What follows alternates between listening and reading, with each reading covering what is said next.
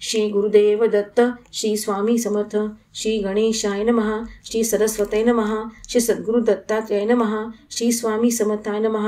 असो एक प्रथम शास्त्री यजुर्वेदी ब्राह्मण बाळाप्पा, ज्याचे नामाभिधान 13 डोकी कडील गाणगापुरी येऊन राहिला होता प्रभू सेवेसी. तेव्हा दीपुराहून गाणगापुरासी श्रीपाद भट गेला होता कामासी. बाळाप्पा श्रीपाद भेटले परस्परासी, कुशलक्षेम विचारिती. तेव्हा श्रीपादाने दत्तावतार कीर्ती, निवेदिली बाळाप्पा प्रती साध्यत स्थिती. ऐकोनी बाळाप्पा सहर्ष झाला चित्ती, म्हणे मी येतो समागमे. मजला होईल मद दर्शन, मी कुटुंब वत्सल आहे ब्राह्मण.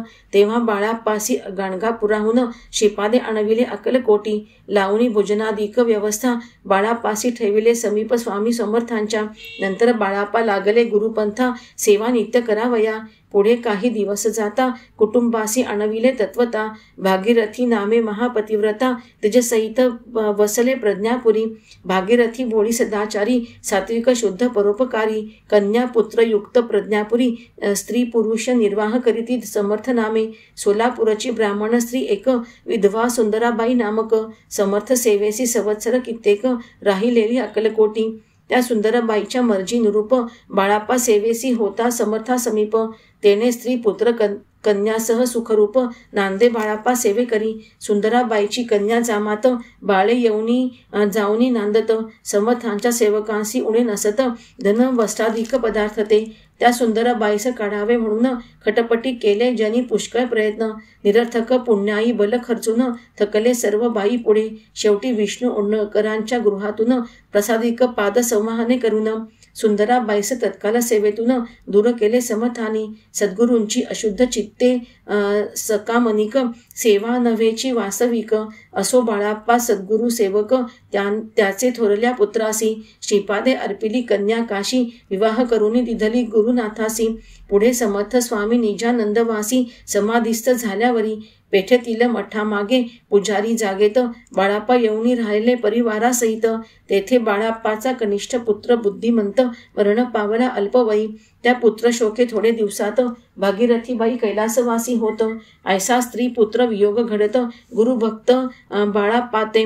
तथापि बाळाप्पा दक्ष गुरुसेवेत, पूजा अनुष्ठान करी सदोदित. सुंदराबाई संगे उपोषित, शुद्ध मानसे राहतसे. पुढे तो श्रेष्ठ पुत्रही गुरुनाथ, क्षयरोगे पावला मृत्यू कळबुर्ग्यात. त्याची स्त्री काशी अति दुःखित, झाली निरुपाय श्वशुरासह. मग बाळाप्पा राहिले गावात जाऊन, करीती पूजा आरती नित्य भजन. समर्थाचरणी विश्वास ठेवून देशोदेशी संचरती. बाळाप्पा तपस्वी गुरुभक्त, समर्थांचे सध्याच्या संप्रदाय वाढवित. ब्राह्मण भोजन समारंभ करीत, दत्त जयंती आणि पुण्यतिथी. गुरुनाथाची विधवा स्त्री काशी राहत असे पित्याचे सदनासी. वैराग्य गुरु भक्तियुक्त शुद्ध मानसी, सद्मर धर्म मार्गे वर्तत असे. दासबोध ज्ञानेश्वरी एकनाथी भागवत, सर्वदा काशी सार्थ पठण करीत. सेवा करी पेठेतील मुख्य मठात, दत्तात्रेय स्वामींची सर्वदा. या प्रकारे निस्पृह निरुपाधिक, केवळ शुद्ध चित्ते व्हावे पारमार्थिक. तेने सद्गुरु कृपा होईन सार्थक, जन्मोजन्मीचे होत असे. अक्कलकोटच्या सभोवती उत्तम प्रकारची उद्याने असती. त्याची नामे परिसावी श्रोती, कथानक अपूर्व कळावया. गणेश बाग, खासबाग, फत्तेबाग, शहागंज बाग, मोती बाग, थडगे बाग इत्यादिक मोठमोठे. त्या सर्व बागेत जलभरित, वापीरूढ चिरेबंदी सुशोभित आहेत. एकेकाळी एक संवत्सरात पर्जन नव्हता हवा तसा.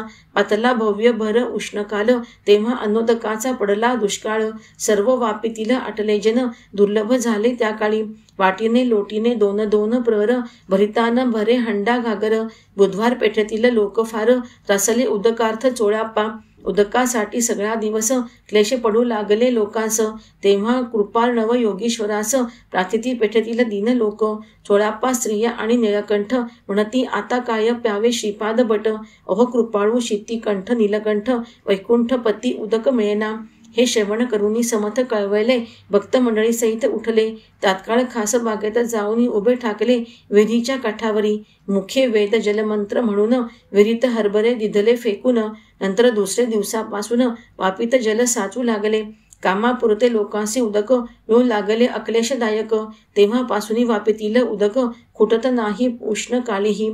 त्या खासबाग बावडीतील जल केडे पडून झाले होते अमंगल. हरभरे पडताच ते पाणी आरोग्य निर्मल, सुगंध रुचिर मधुर झाले. पूर्वी व्यंकट बावडीचे उदक प्राशित होते नृपवर्य आणि लोक. पुढे खासबागेतील नीर सम्यक सर्वत्र पान करू लागले. नंतर 1 मासात हर्षला पर्जन्य नेले जनांचे उदक दैन्य. उत्पन्न झाले पुष्कळ धान्य, तेणे लोक सुखी झाले. त्या दिवसापासून खासबागेतील बावडीत पुष्कळ शुद्ध जल राहू लागले चिरकाल स्वामी समर्थ कृपेने. असे दत्तात्रेय स्वामी चरित जनासी कल्याणदायक सदोदित. एकेकाली शिव दत्तावधूत स्थित होते मुरलीधर देवालया समीप. साकर विहिरीच्या जवळ आम्र वृक्षतळी स्थित होते घननीळ. दर्शनेच्छू जन उभे पुष्कळ ठाकलेले त्या काळी. हैदराबादचा एक शिपाई यवन दर्शनार्थ उभा ठेला येऊन कपट छल बुद्धीने वदन करून समर्थांशी प्रार्थित असे म्हणे, मजपाशी नाही पैसा एक, खर्चावयासी द्यावे आपला लौकिक. मुंबा पुरुष कार्यार्थ तात्कालिक, गेले पाहिजे मज लागी. ऐसे ऐकुनी सर्वज्ञ सर्व शक्तिमान उत्तर देते यदिद जगज्जीवन.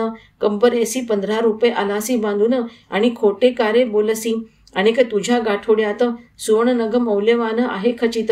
ऐसे असुनी वदशी कपटे अनृत, एकही पैसा जवळी नसे. मग यवने लाजुनी अधोमुख घातले, पश्चातापे नग रुपये दाविले. हे देखुनी सर्वांसी वाटले समर्थ लीलेचे अद्भुत. यवनमध्ये स्वामीराज आपण, प्रत्यक्ष खुदा अल्ला इलाही रहिमान. सर्व अज्ञाय जननी समान, क्षमा करावे माझे हो. मग समर्थ वदती यवनासी, कार्य होईल जावे त्वा मुंबापुरीसी. या परी कृपा जलधी वचनासी, ऐकून यवन संतुष्टला. एकेकाळी बडोद्याची काही मंडळी कार्तिक स्वामींच्या दर्शनासी गेली.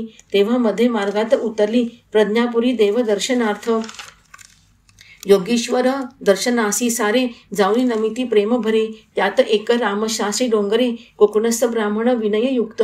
विनविती स्वामी समर्थांसी, मेही जातो कार्तिकेय दर्शनासी. समर्थ वदती आज्ञा नाही तुम्हासी, दर्शनार्थ जावया. ऐकून येते रामशास्त्री विचारात पडले उद्वेद चिंतायुक्त. तेव्हा सबनीस शुद्ध संत, तयासी पुसती काय करावे. ते बाबा साधू वदती सत्य वचन, जाऊ नये प्रभू आज्ञाभंग करून. तुम्ही आलात ब्राह्मण विद्वान, तळमळ टाकूनी राहावे. नंतर रामशास्त्री सबनीस गेही, राहिले तळमळीत दर्शनाग्रही. 5वे दिवशी कार्तिकी लवलाही, पौर्णिमा आली दर्शनाची. कार्तिकी पौर्णिमेसी कृतिका योगात, दर्शनासी जमली मंडळी बहुत. स्नान संध्या आटोपोनी रामशास्त्री त्वरित, दर्शनार्थ पातले बाबासह. दत्तगुरूंची मांगल्य आरती झाल्यावर भगवत दर्शन झाले सर्वांचे सुख कर.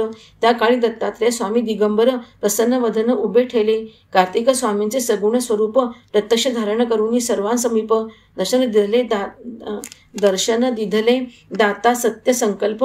रामशास्त्री यास देवादिदेवे. कार्तिक स्वामींचे दर्शन मूर्तिमंत, विलोकिनी श्याम रामशास्त्री यथास्थित.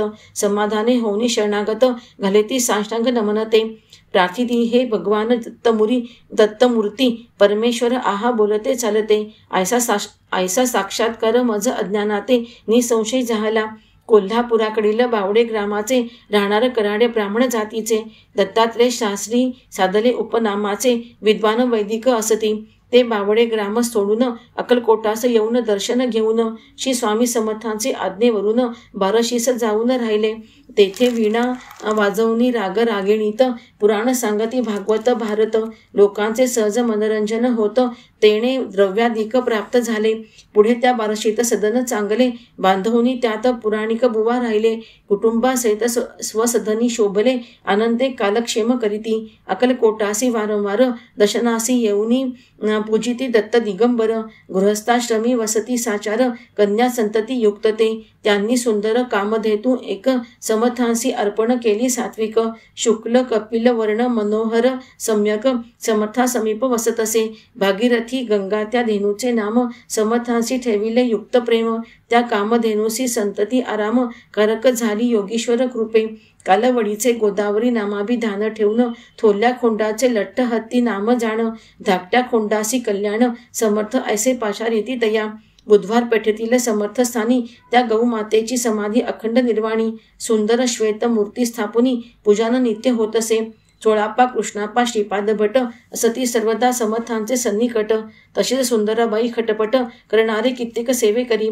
समर्थांसी उदक तांबूल देती स्नान घालिती वस्त्रे पांघरविती. योगीश्वर स्वकरेन भक्षिती काही एक पदार्थ ते. म्हणून पुजारी भरवित ग्रास अन्न स्वादास्वाद रहित ते प्रभू भक्षुन.